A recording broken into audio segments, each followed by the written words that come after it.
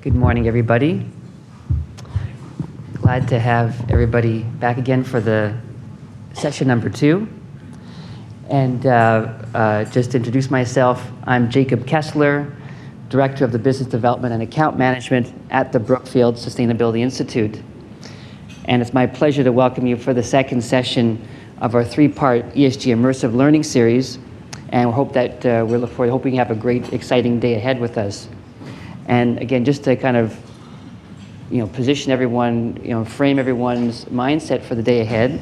During each session, we're going to hear from industry experts, make some new connections, and further our knowledge about integrating ESG principles into all of our respective businesses. And just to give a little bit of, again, refresher about the nature of what we're trying to do here, is that environmental, social, and governance issues impact organizations at all levels. This requires us to mobilize in new and creative ways to help organizational silos, test individual assumptions, and ultimately enable the conditions for sustainable systems transformation. The challenge comes, though, when organizations seek to develop and implement their own ESG strategies.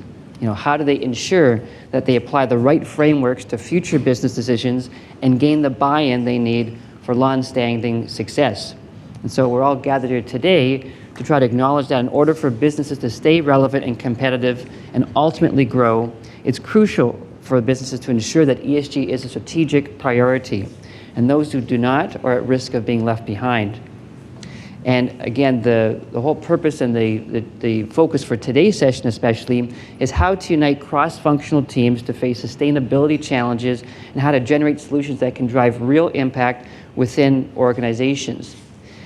At the end of the 3-day session, at the 3 sessions that we're going, this being the second and the third next week, you'll also receive a certificate of completion as well, and really looking at the opportunities and needs that exist around how to create and develop cross-functional teams across larger organizations, especially that many of you come from, in implementing ESG strategies. And just a little bit of background on the Brookfield Sustainability Institute that Luigi Frara, my colleague and the chair and CEO of BSI last week, talked about. Our focus is a holistic approach and looking at systemic thinking and how we can bring smart, sustainable solutions to the future within organizations, from industry partners, governments, and NGOs as well. And again, using as one of our models for one of the first projects and models that we have is the Limberlost Place building, which is a revolutionary new structure just being built across the street, down 1 block away. That's a new revolutionary new structure with passive design and a net zero carbon footprint.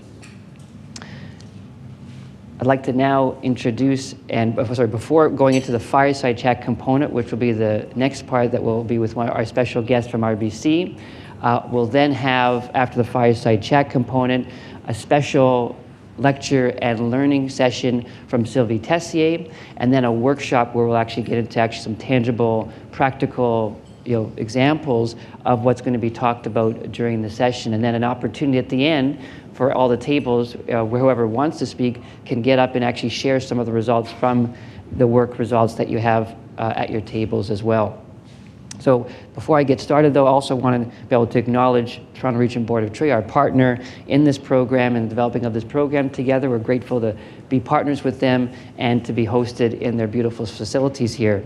We also want to thank our series partners, RBC, CBRE, and Enbridge, and our networking partner, WSP, as well as acknowledge the Toronto Region Board of Trade's principal sponsors, the University of Toronto, Scotiabank, the Globe and Mail, and SNC Lavalin. With that, I'd like to welcome, and I'll give a little bit of intro first to Egea Barrick, our guest in the fireside chat component.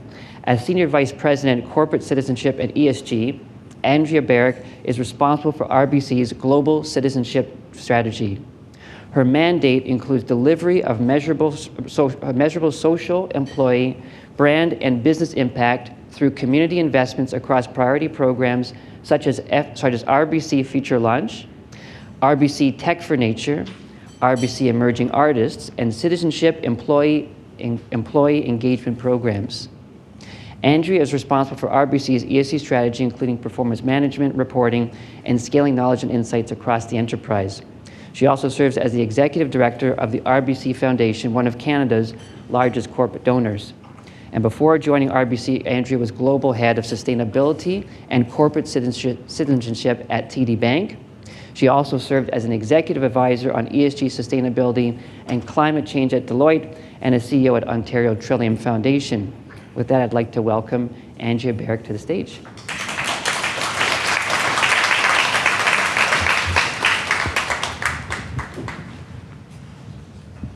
Thank you very much. Thank you, Andrea, for joining this morning. It's great to have you and have you join us. That's so great. I'd like to start with my first question, which is, could you share some background on the value that RBC places on implementing the ESG strategy? Sure. Great entry question. And the key word there I'm going to use is implementing. So, I think there's a lot of talk about purpose-led companies, and RBC has a clear purpose to, help our clients thrive and communities prosper. And so we look at the ESG strategy as the mechanism by which we demonstrate our purpose and do that. But we've seen that expectations from stakeholders, which I think we'll talk about a bit later, have just continued to grow. And at the same time those expectations are growing, there's increased scrutiny and sometimes cynicism on what companies kind of go out with and report on. And so gone are the days when you can just set a target, make a commitment, do the announcement, and kind of hope one notices what happens next, right? People are now looking a lot more stringently at companies and saying, well, announcement's great, what did you do? And so the implementation piece really, really matters. We need to make sure that we have the proof points across the organization to demonstrate that we're having a positive impact on society and the environment. And on the implementation side, there's huge value in business benefits, right? We do know that we can enhance our brand and our reputation. And if you're a bank, this matters because one of the greatest assets we have is trust. And so that reputational brand stuff really matters.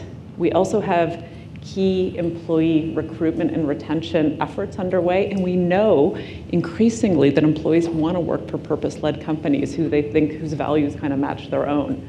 On the, business side, I think the beauty of this work, and I've been in this space for a little bit, is we've moved kind of beyond the CSR marketing, which was sort of side of desk, but into really driving business opportunities and this idea that you can make money and do good at the same time. And so we're really trying to drive those business benefits.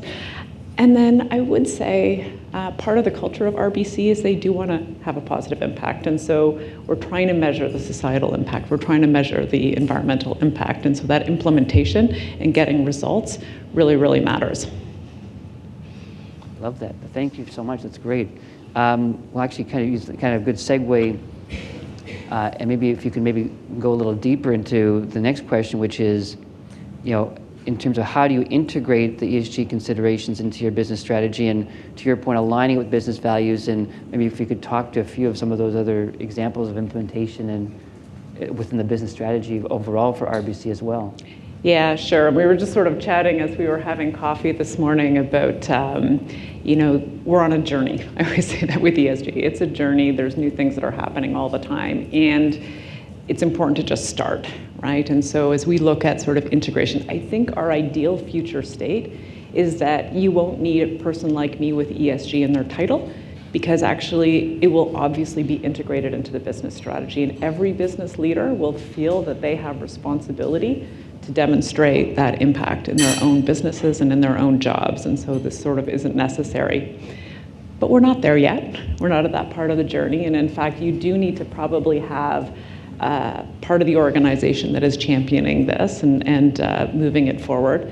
So we're in process right now of looking at our revised ESG strategic framework, because what we know is that we're in a really dynamic and volatile environment right now. And so I think gone are the days where you do an ESG strategy and then you kind of leave it for 5 or 10 years and it goes, because we've seen that things are so rapidly changing all of the time. So we're trying to think about a framework that actually can respond to some of those changes in the environment quickly and sort of stay on the front foot and not be reactive to things. In terms of the integration into the business, though, I think there's a real opportunity, as I said, moving beyond that old, corporate social responsibility model and looking at what are all the levers that you have as a company. I mean, RBC is a really large company, so what are our products and services that are having a benefit or a risk, right? Because there's two sides of this. What investments are we making? And are we investing in the things that will drive positive change? Let's look at our operational footprint, right? Are we net zero ourselves, which is a commitment we've made, but also our supply chain, where we order. I mean, we've got an $11 billion supply chain, so where we buy our stuff from matters as well. Our HR practice, is a company that has 97,000 employees. How we treat those employees, how we offer decent work and opportunity for promotion and building DEI into everything we do, that will have a huge ripple effect, I think, across the rest of Canada. And in my introduction, I run community investments. It's not nothing, it's one part of it. But the big change is that it's just one part of it. It's not the whole thing, right? And so we've got all of these elements. And so when we're doing this strategy, we're starting to think about, ESG topics are everything. In fact, I kind of joke with my team that, I'm in charge of ESG. ESG is everything, but I'm not the CEO, and I don't know what's happening here. So I think what we're trying to do is figure out, let's focus on fewer things that matter more, and those things that we think we can integrate into every single part of the business in order to kind of move it forward. Let's then get a scorecard to be able to measure those things, because we want to sort of define what success looks like and have regular reporting to make it happen. And then let's sort of be able to then tell our story and be transparent about it. Just want to build on that a little bit. When you talk about, as one of the probably challenges, not just for RBC, but for many different organizations, totally, yeah. And how to instill it within all the different departments, are there certain, I'm just out of curiosity, are there certain departments that are the big ones that you're internally that you look to strengthen and support with what they can be starting to implement, whether it's marketing or certain other, are there certain key departments or other silos within RBC that you're focusing on? Because there's so many, and also across different countries and geographic areas. RBC, the scale of RBC is enormous, right? I mean, we have businesses in 29 different countries globally. We have hundreds of subsidiaries that are sort of doing work for us as well. And there's our own sort of base in Canada as Canada's largest company. So, and then we're in all kinds of very different businesses as well. And so trying to find the through line through that does require building that network and that coalition. And so there are key players, and we've started to bring them together. So there's, who are the business leaders from every single business that we have? Who are the regional representatives that we need to have on there? And so the business piece is key, right? Because if you don't find what those business opportunities are, it doesn't matter. But then internal corporate partners really, really matter too, right? So I think about legal, I think about risk, and I think about finance are increasingly our best friends in the organization. And our team kind of plays a bit of I sometimes joke about it's like the 5 C's of influence, right? Because we own the strategy and we own the reporting and nothing in between. And so the only way that we get things is to convene, it's to coordinate, it's to collaborate, it's to cheerlead sometimes, and it's to control, right? Kind of give people the hey, you should be doing this a little bit better. And so it is trying to use that influence role across all of those different business lines, and then our internal partners. And then we play a bit of a broker role as well, because ESG is about both opportunity and risk. And so I love that our businesses want to be off and chasing down lots of business opportunities, because that's, I think, a key role that we can play in corporate Canada. But we also we know the scrutiny's out there, so then we have our legal and risk partners that are like, okay, maybe brakes a little bit, not so fast. Let's be careful what we're kind of putting out there. And so it's important to have all of those players at the table so you get to the right place. And you talked a little bit about, mentioned some of the internal stakeholders, mentioned a little bit more about also external stakeholders. What are some of those key other players or parties that you try to work with and try to build out that, the better ESG reporting, et cetera, for RBC? Yeah, and this is an ongoing conversation actually internally, right? Is that who is ESG for, or who is it designed for? Because as a construct, it came up from the investor community, right? And that's sort of where it came from. And so as we think about reporting or the strategy or how we're communicating, we do have more of an investor lens, investor rating agencies, proxy advisors, I would say those are sort of the key audiences. And we pick those key audiences because the information that they want is different than our other key, what I would say is more corporate citizenship audiences, which are our employees, general public, retail clients. The topics are the same, but how they're going to digest the information is quite different. And so we really need to always kind of keep those two sides in mind. On the investor side, there's sort of, again, this evolution of the journey. We're sort of backing away, I think, from focusing on ratings agencies as much as we used to, because as we talk to our key investors, what we've understood is they're actually doing their own homework. And what they really want to know is, are you aware of both the risks and opportunities in terms of the impact that you have on social and environmental issues, but similarly on the impact those issues have on your business, right? And it goes both ways. And so are you aware of that? Do you have a plan to address that? And then are you going to be transparent about it? Like, it's really those three things quite simply. So if I think about our investor lens, we're certainly meeting with investors all the time. When I started at TD in 2017, I met with 3 investors in my first year. And leading up at RBC to our AGM this year, I did nothing but investor meetings for 3 weeks and just didn't even have time. And that's just because the interest in ESG topics, and our CEO actually, we did a whole afternoon with our CEO with investors on ESG topics, and people were that interested, and our CEO thought it was that important to come in. So, that's just the trajectory of the investor interest. I think with the other stakeholders, certainly clients and customers are a big piece of that. But even in that group, they have very different needs, because we have customers that are large publicly traded companies. We have the mom and pop, small, medium enterprise. And then we have the student who's trying to get a credit card, right? And so their interest in ESG topics are quite different, and you need to speak to them differently and give them different sort of information. And then, we have to really be cognizant of our community partners, of Indigenous groups, of the NGOs that we interacted with. And we need to interact with them for a couple of different reasons. One is that we want them to understand what RBC is doing, but they're also a key way that we can be proactive and see what's emerging. Because I think the ESG game is all about kind of trying to stay on the front foot, trying to see what's coming around the corner, what are the issues that are arising that we need to start paying attention to, so we're not caught on the back foot and being reactive in situations. And I think companies, were probably more reactive to climate change, than they had been. So it's what's the next iteration? What's the next topic that we need to kind of get on the front foot on? And certainly our community partners are, talking to governments, talking to Indigenous communities, talking to NGOs is a really good way to actually have a bit of sense making.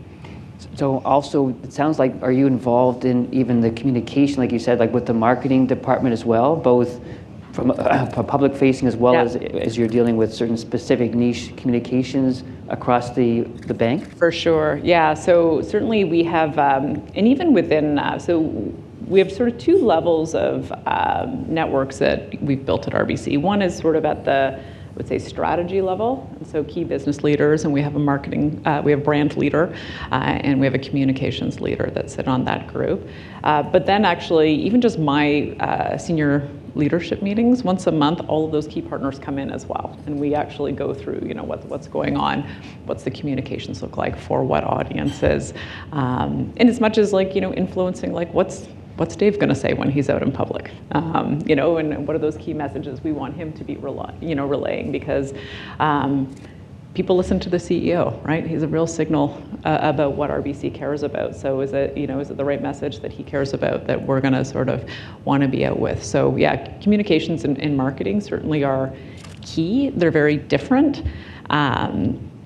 And I would say, it's open secret, we've had some issues on the marketing front with the Competition Bureau, so I think there's a little hesitancy in the organization to just be careful and be cautious about what claims that you're making in public, because again, that scrutiny, people are really watching.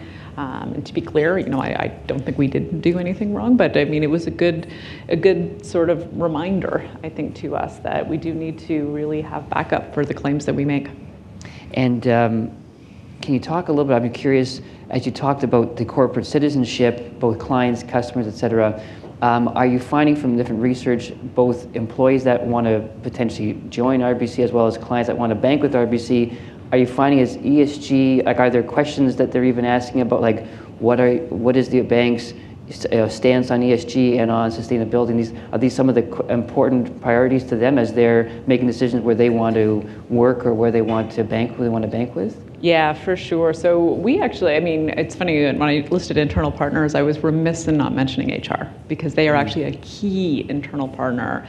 And we do look at actually working with our HR partners across the continuum of the employee journey. So starting at recruitment, because messages around ESG, how we're talking to potential employees about our purpose, what we stand for, and how they can potentially get involved. Because, I think that it is absolutely true that employees want to work for a company where they believe in the purpose, but they also don't want to do that passively. They want to actually contribute to that somehow. So really trying to make the links between what they're able to do in their work and on the side to be able to contribute to that. And then looking at how are we looking at our high potential employees and giving them opportunities to get involved in projects and in work that matters in terms of the ESG journey. We've actually tried to, even think about, we should have a secondment program, It's actually just a way I can get high potential talent on my team. But to rotate in actually and look at, let's learn about ESG from an enterprise lens. And the beauty of that then is they can then take that knowledge back to their business, right? And then really contribute, because we have a small team relative to the size of the organization. And so figuring out ways that we can cascade the knowledge and the work and the activities and the initiatives into every single line of business, that's the big challenge we have. So we really need to work in partnership with HR to make that happen. So I just want to understand that a little better, that last point you made. So I just want to make sure I heard you correctly. Are you saying that you actually you try to bring other people from other departments, other silos to work even for a short period of time within your department to kind of get almost like assimilated into the way of thinking, and then putting them back out into the world, into their departments? Yeah, that's the model we're thinking about, and certainly did that at a different place, and it was sort of highly valuable to try to, it's an opportunity for people to learn. And in these big places, there's ESG is an amazing thing because it's an enterprise function, so you really get to see the entire enterprise. But most of our team, and they're in their business, and so it's very difficult sometimes to know what's going on in the rest of the enterprise or how to influence that. So actually being able to kind of lift out for a bit, understand the enterprise lens and sort of how the enterprise is approaching ESG, and then be able to bring that back into their business. I think that's kind of one of the keys to potentially being successful in the future. Like, we're trying to figure out what are the ways that we can get this sort of amplification, right?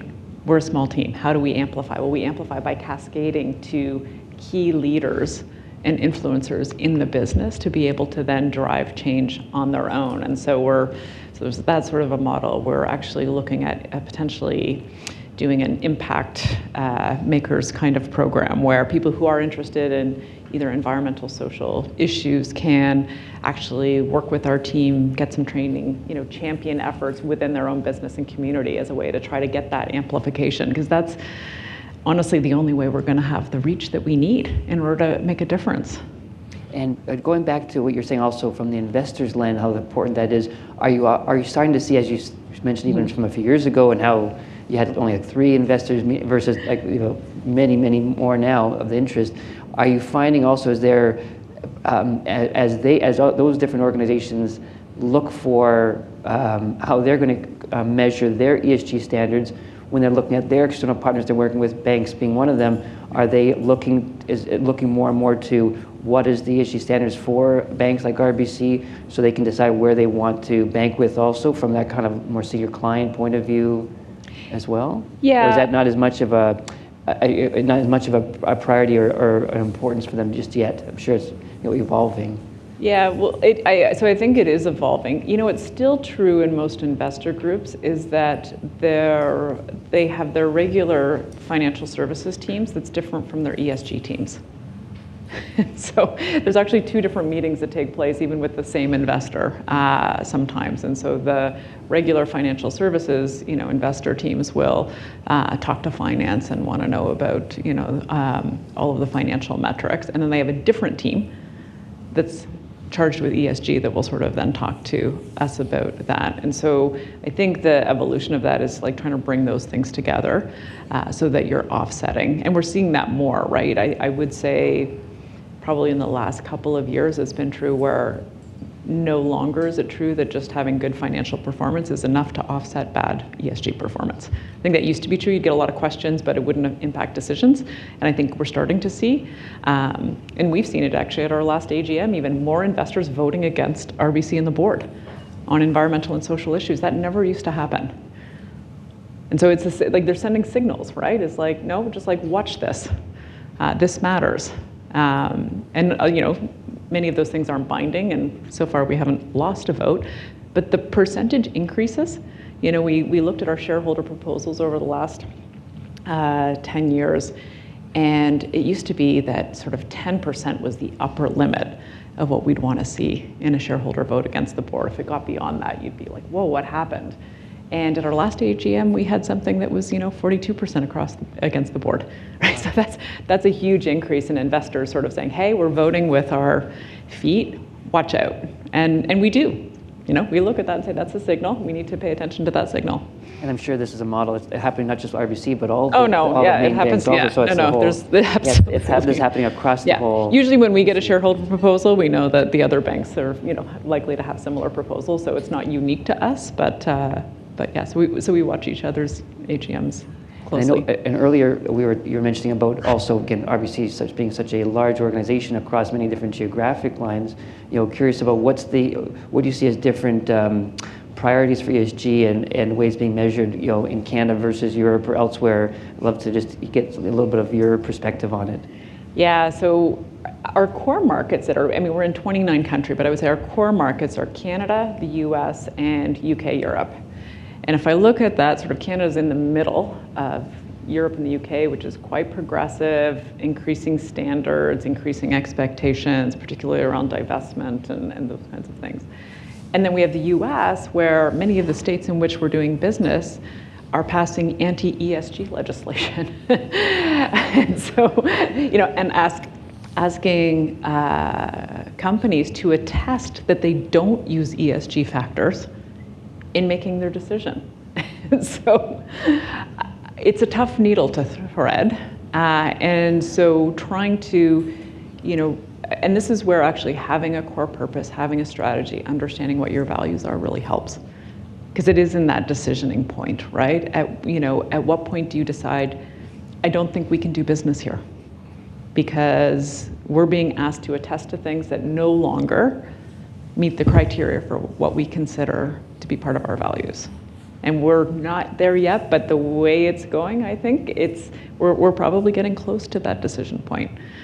Because it started with environmental, you have to make sure that you're not discriminating against companies that are invested in oil and gas or gun manufacturers or coal manufacturing. But it started to creep into, do you pay for your staff to travel across state lines for abortions or gender-affirming surgery? Do you allow people to carry guns into your workplace? It's kind of reached a level that's, I think, surprising and challenging, I think, for companies to try to figure out what's the right thing to do. And to be clear, we have employees in those states as well, so it's not that there's a uniformity of views even in our employee base sometimes on some of these issues. So, it is trying to have a core group, and which we do, looking at, how are we being true to our values and our culture and the impact that we said we want to make in the world when we kind of make those business decisions. And so it's both the push and the pull, and we're trying to find the best place to be. But it does make you feel grateful to be predominantly, in Canada. And I'd love to know, you've had such a very illustrious career, and a big chunk of it has been dedicated to this path about ESG and sustainability, as well as corporate citizenship. I'm curious, what's been your passion, your motivation to follow this particular area, and continue in this path? So I'm probably going to be the last of my breed, which is an ESG leader that has no background in anything that's related to ESG. So I did my graduate work in health policy management and evaluation from the University of Toronto, and had a career in healthcare before I went into kind of government and then over to the bank. But I do think I have, in the through line of all of the things that I've done, have been about kind of leading change and trying to solve problems. And ESG is the naughtiest of problems, particularly in big companies, because it touches everything. It's hard to get agreement. You have all of these pressures, all of these stakeholders, those stakeholders don't agree, and trying to work with people and use influence to be able to get to the best place. Not the right place is the hope. Sometimes it's just a better place because it's complicated. But it is that evolution. So I think it's sort of the mindset is probably that one of, do you like to try to work with others towards like common vision and mission and sort of use influence and then kind of solve problems that will have that positive influence. And, I did start my career in the not-for-profit and government and public space, and ultimately feel like the problems that we have in society and in the environment are bigger than government, and they're bigger than the public sector. And so we do need the corporate sector to be actively engaged in having a positive influence to be able to make a difference. And I think it's sort of that passion that sort of has led me more to staying with this work. Well, I mean, it's been even though you've been focusing and talking with us about RBC, it is just a microcosm for the whole banking industry and also for many of the other organizations here that come and work within the ESG areas of and learning about for their own businesses, the examples of what you're doing and achieving at RBC. And like you've said before, it's a journey, and it's continuing to grow and evolve as you go through it. But we're very grateful to just hear some of your experience and your knowledge of what you're going through as it helps to inspire the group here today. So thank you so much for making the time with us. No, thanks for the invite, and thanks to all of you for learning. I honestly wish that there'd been more of this kind of stuff when I started out, because we were just honestly figuring it out and calling a friend, right? So, I mean, this is a real benefit, I think, to our collective futures, that there's so many people that are engaged in their own learning and developing. Beautiful. Well, thank you so much, Andrea. Appreciate it.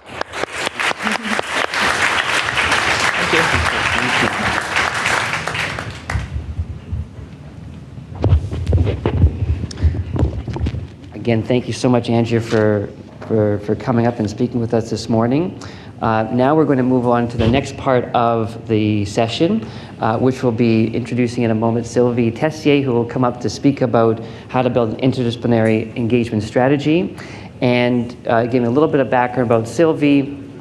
Sylvie's career in technology has spanned more than 35 years in many sectors, including the global payment industry, ERP solutions, business continuity, geographic information systems, and telecom. She's held senior positions with various organizations such as ACI Worldwide, a leader in electronic payments, HP Canada, CIBC, SunGard, and Oracle.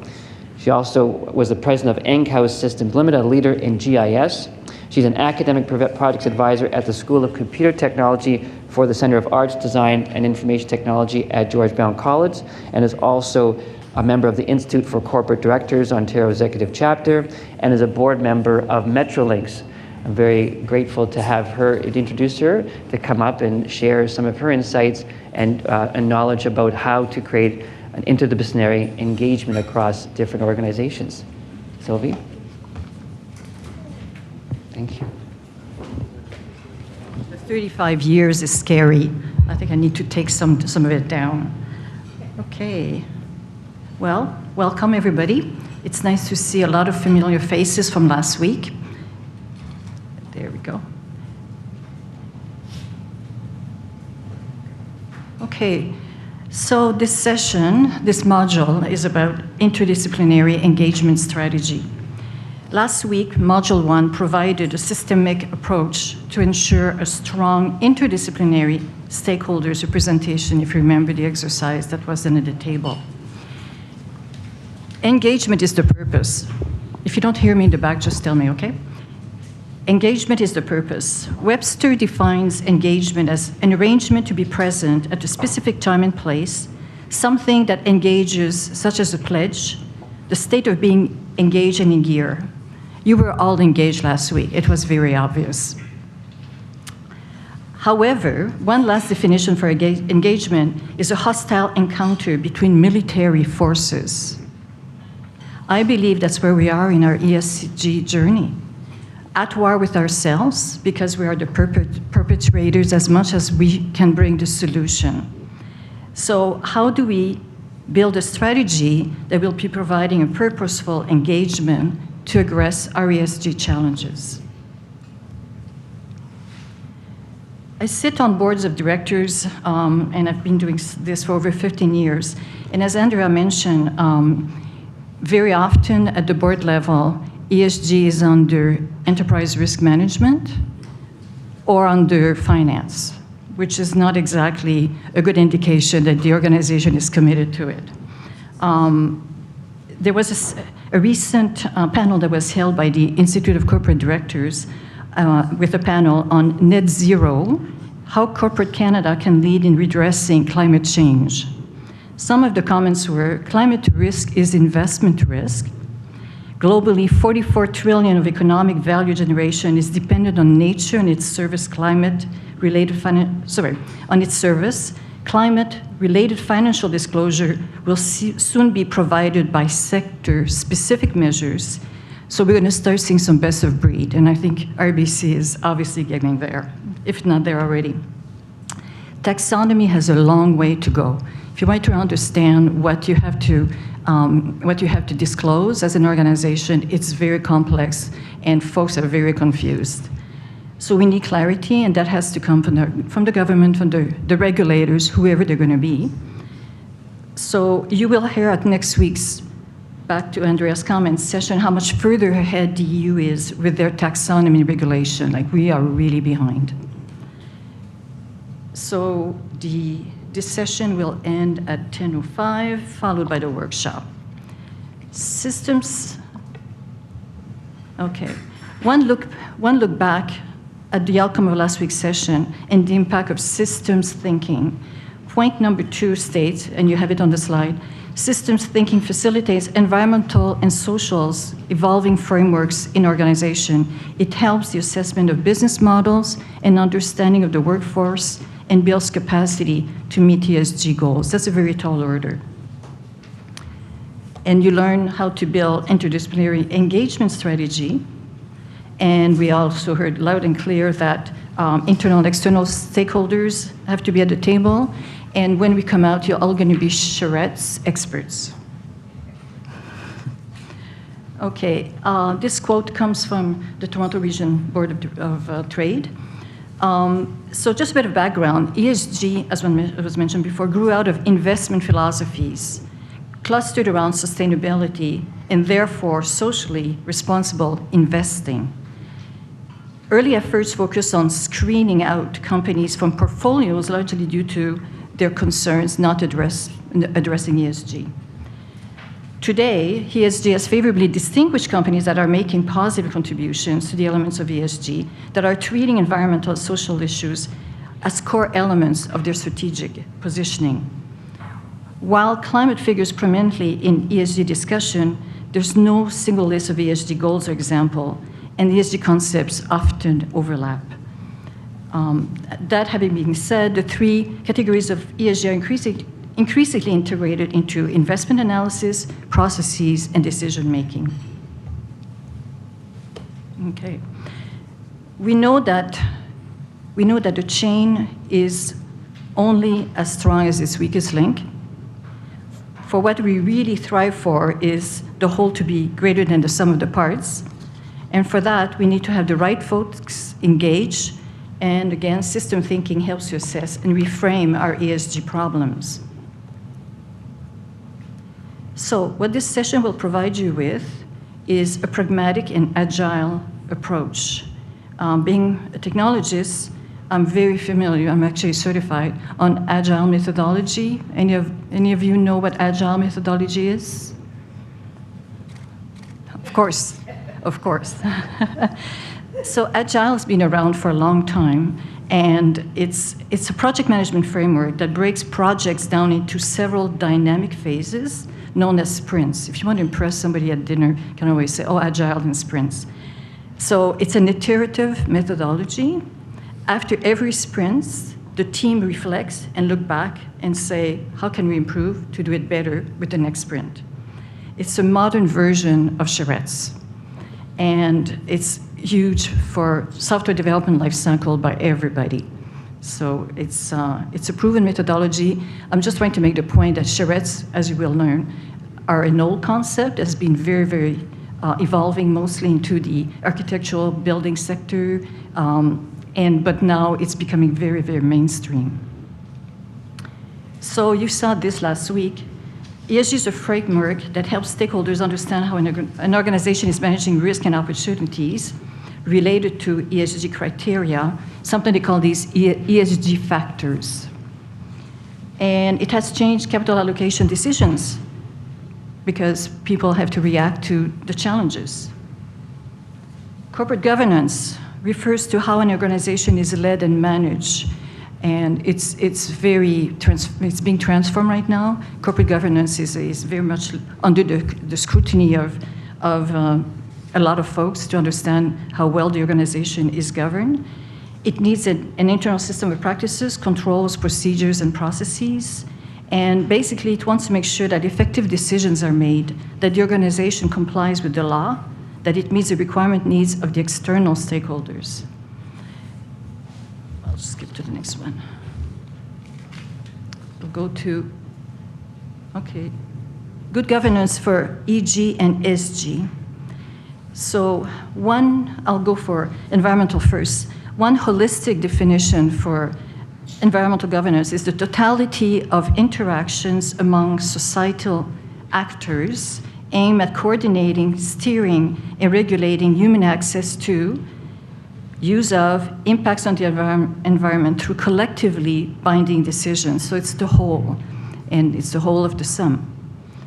Social governance refers to an organization's relationships with stakeholders. Examples, a firm may be measured against human capital management metrics, like fair wages, employee engagement, but also impact on the communities in which it operates.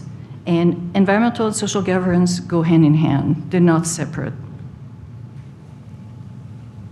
And so this slide, which is in your deck, gives some examples, more concrete examples of what falls under ESG. Okay, one, looking at hierarchical enterprise-level sustainable transformation. This framework was done, I would say, probably 5 to 7 years ago.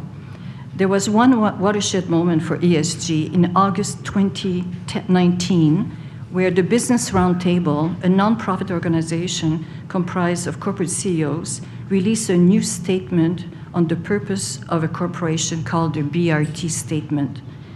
The BRT Statement was signed by the CEOs of nearly 200 leading US companies and identifies shareholders as one of 5 key stakeholders, along with customers, workers, suppliers, and communities. The BRT Statement superseded prior statement that endorsed shareholder primacy. That's a huge, huge revolution, because before, the purpose of the organization was basically shareholder primacy. So now, with that BRT Statement, it has the it has a much wider mandate in terms of managing to the stakeholders. And you heard of Larry Fink's last week. Larry Fink's chairman and CEO of BlackRock keeps the debate alive with his annual letter to corporate America. The enterprise-level sustainable transformation model is impressive. The challenge that we have, as I mentioned before, is taxonomy and related reporting requirement.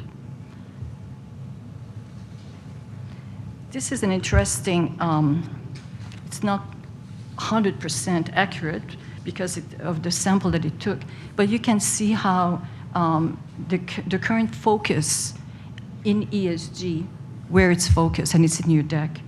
So it gives you ideas where the organizations are focusing their effort in terms of ESG.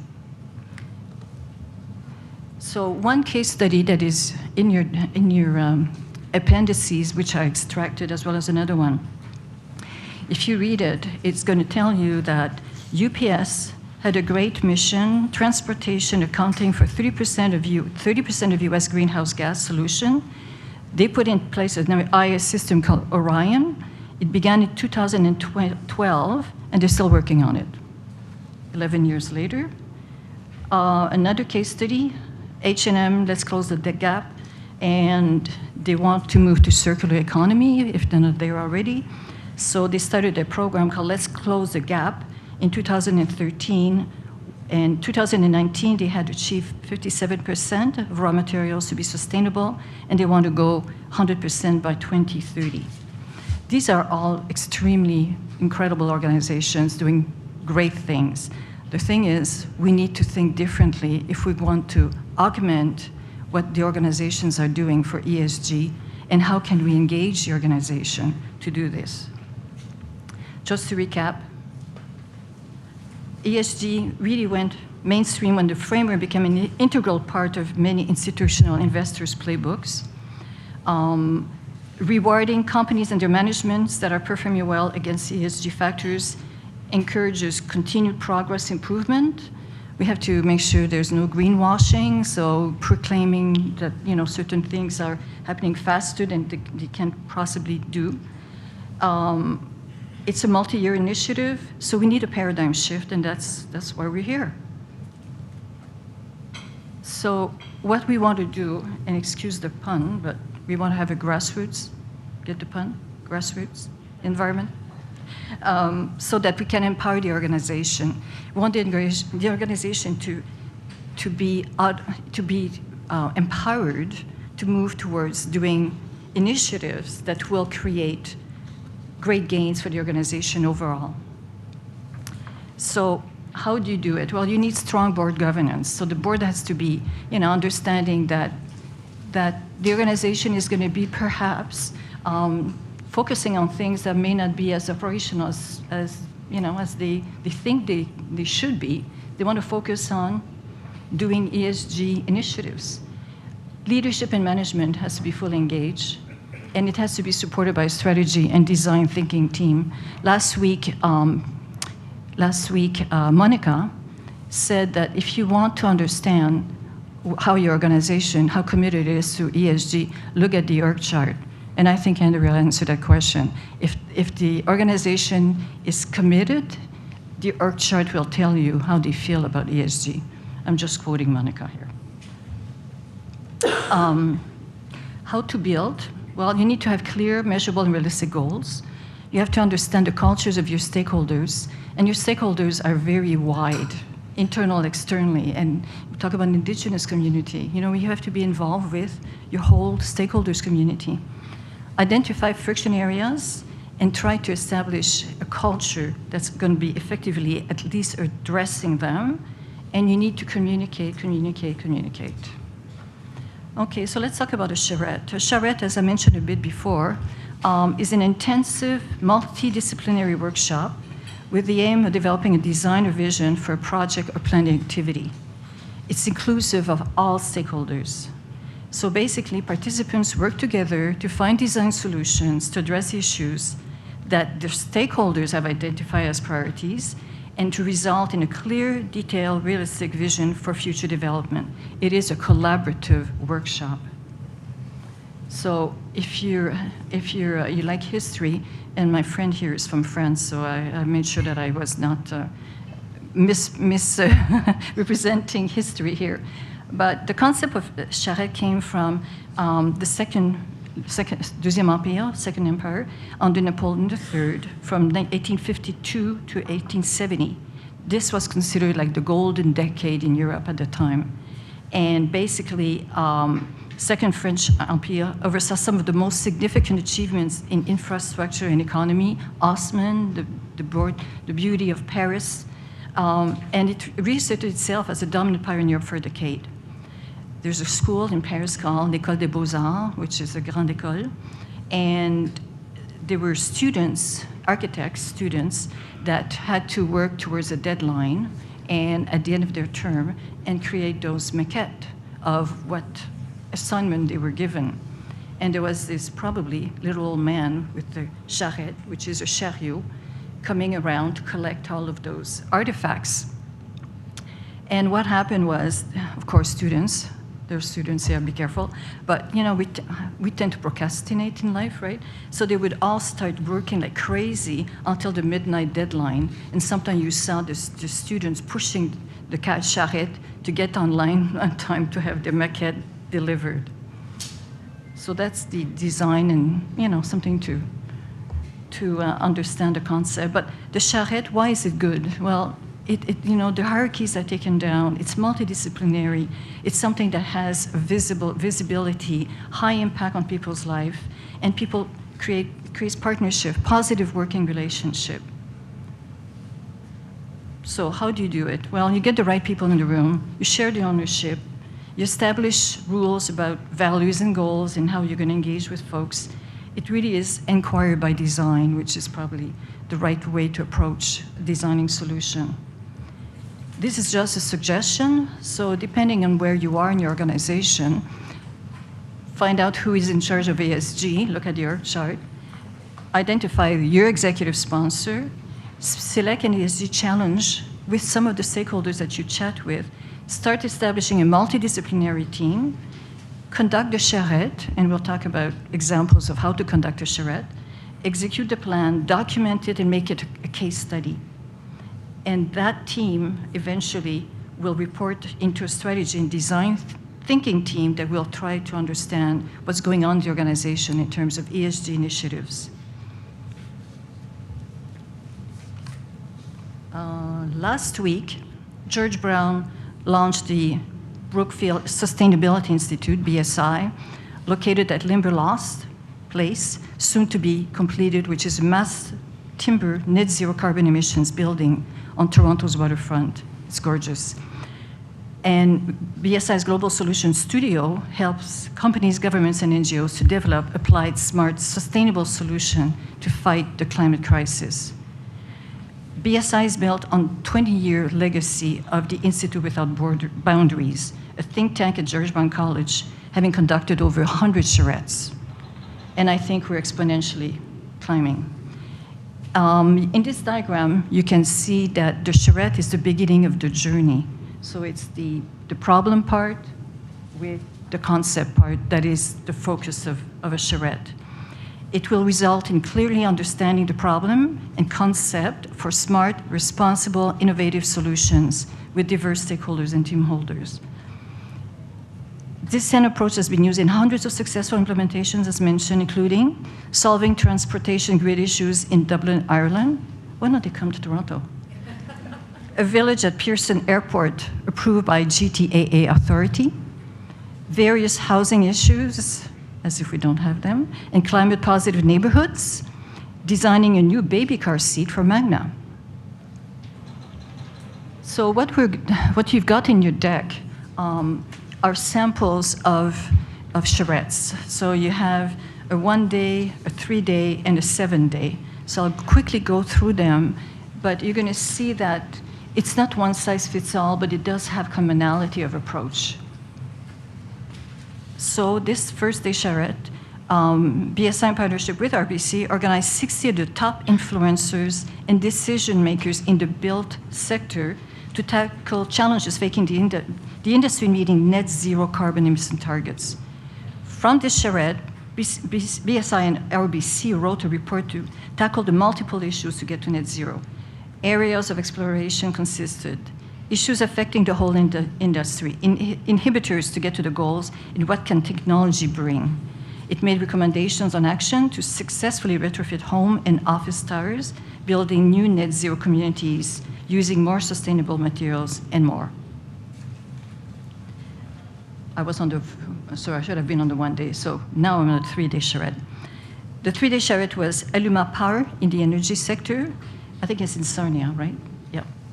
Its technology reinvents the aluminum air battery as a galvanic generator.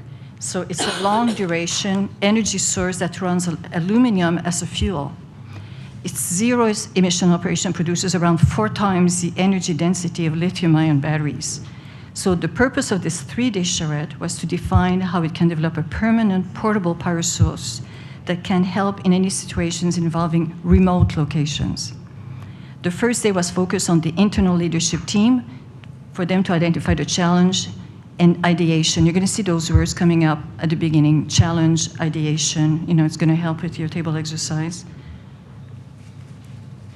And on day 2, am I on day 2? I think so. Focus was on development of the top 3 opportunities, and a plan of attack was articulated on day 3. So you can see how you can go to probably a lot more implementation level when you have a longer charrette. 7-day charrette. This is a nice slide because it shows you, you know, the workflow, if you like, of how to conduct the charrette.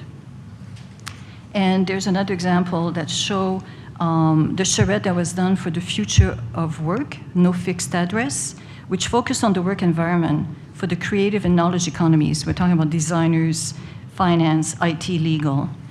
So the pandemic has semi-renewed the workspace, as we know, including the work unit, technology, and office space. So by putting this charrette together of various industries, they had industrial engineers, visual designers, jewelry designers, architects. So you're going to see that on the next slides. Day 1 and 2, I'm at day 3 and 4. Day 1 and 2 focus on challenge and ideation. That progressed as well into day 3 and 4, probably went deeper. And finally, 5, 6, and 7 focus on finalization of visualization and final presentations. Okay. So the outcome of charrettes, next phases work towards full materialization. So a prototype, MVP, minimum value product, which means that you want to put something in place that does not have all the bells and whistles. You want to make sure that you put something that's going to be working easily from the get-go. You want to pilot it, and then you want a full launch. And we're talking here up to 6 months to a year, and I think that interval is probably stretching it a bit too far. It probably could be done into a lesser time. Measurable results, internal, external support and endorsement,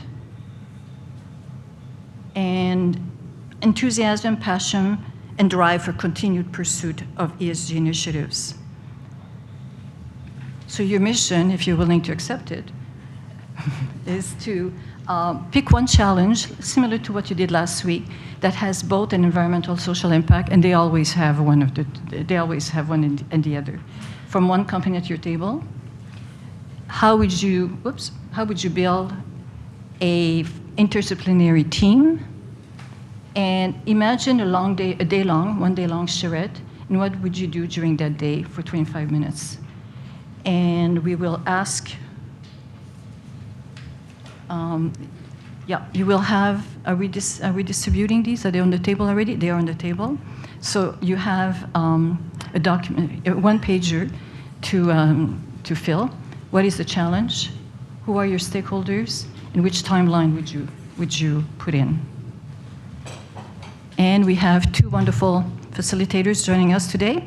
We have Carole Malo and Marc Lijour that will assist and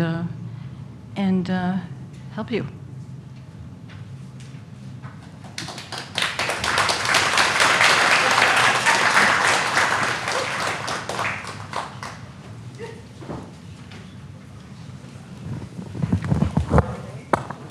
Thanks, everyone. So if we can all start with the workshop component, so the first 10 minutes, which will be focused on, each of the tables, you'll have your big poster. So if you all can work together, pick an organization that you want to focus on as a table, as well as what the challenge you want to tackle for that organization. It could be a fictitious one, or it could be one of the companies that one of you at the table works at, whichever you prefer. And give the first 10 minutes for that, and then we'll move on to the next part of the exercises. Thank you.